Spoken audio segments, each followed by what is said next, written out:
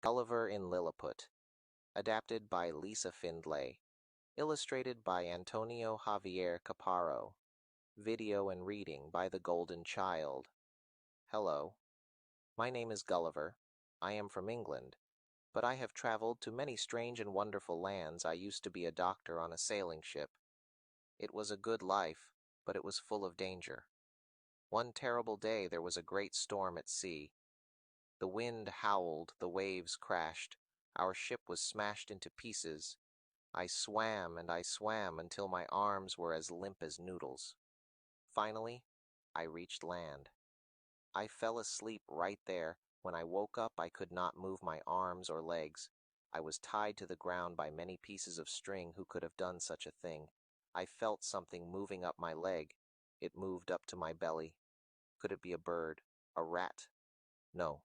It was a tiny man, no bigger than my hand. I thought I must be dreaming. When I woke up again, I was on a platform with wheels. It was being pulled by 1,500 tiny horses. The little people brought me to an old temple.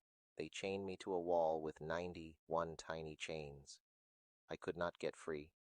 Many people came and looked at me. They called me the Mountain Man. Some of the people were nice. Other people were mean and shot me with arrows.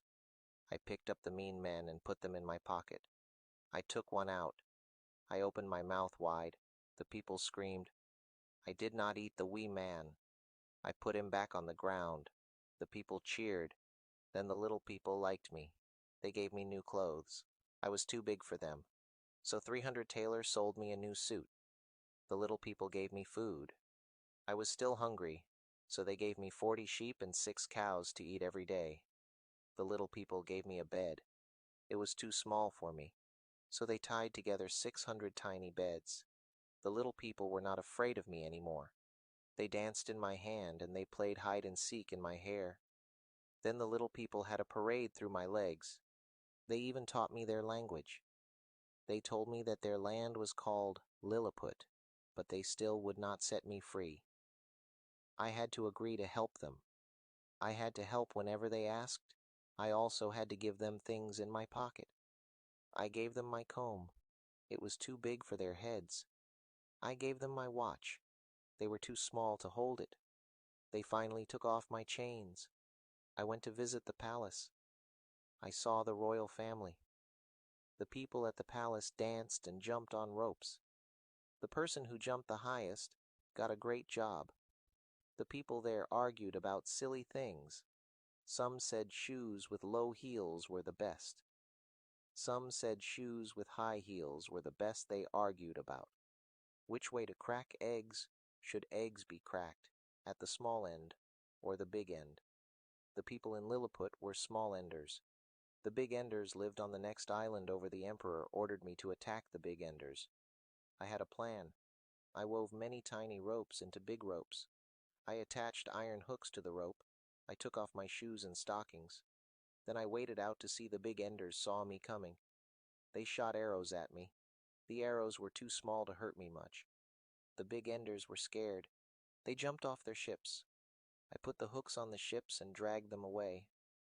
I took the ships back to Lilliput. The war was over. I always tried to help my friends. One night, hundreds of little people woke me up. There was a fire at the royal palace.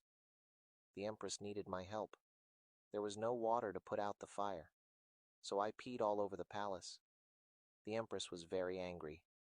The little people were mad at me for peeing on the palace. They did not feed me anymore. It was time for me to leave Lilliput. I found a boat floating in the ocean. What luck it was, the perfect size for me.